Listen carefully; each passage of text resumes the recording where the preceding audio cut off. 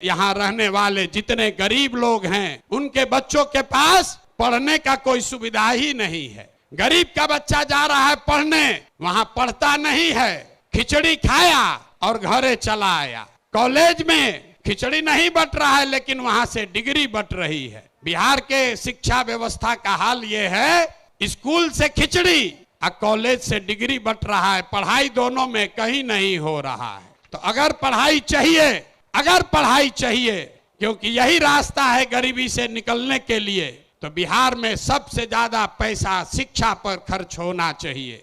इसलिए जनसुराज कह रहा है कि जब हमारी व्यवस्था बनेगी तो 1 घंटा के अंदर शराबबंदी को उठाकर फेंक देंगे। अगर बिहार में विश्व स्तरीय सबसे अच्छा शिक्षा व्यवस्था बनाना है तो 5 लाख करोड़ रुपया चाहिए।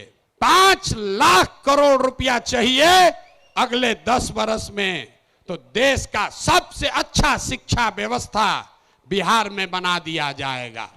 और ये 5 लाख करोड़ रुपया आएगा कैसे? जो शराबबंदी हटाएंगे तो ये तय किया कि शराब से आने वाला टैक्स का पैसा वो बजट में नहीं जाएगा, नेताजी के सुरक्षा के लिए नहीं खर्चा होगा, सड़क बिजली पानी के लिए नहीं होगा। जितना शराबबंदी के टैक्स का पैसा होगा अगले 20 वर्ष बिहार में सिर्फ और सिर्फ नई शिक्षा व्यवस्था बनाने के लिए खर्च किया जाएगा।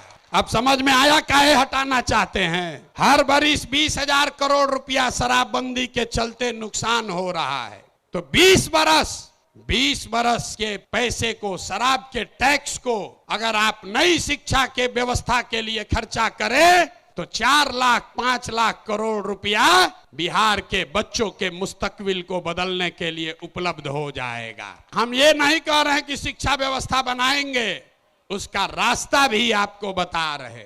5 लाख करोड़ रुपया जुटाएंगे इसी बिहार से और ऐसी शिक्षा व्यवस्था बनाएंगे कि पूरे देश से लोग जैसे नालंदा विक्रमशिला में पढ़ने आते थे वैसे यहीं पर पढ़ने आएंगे, तभी बिहार ज्ञान का भूमि फिर से बनेगा।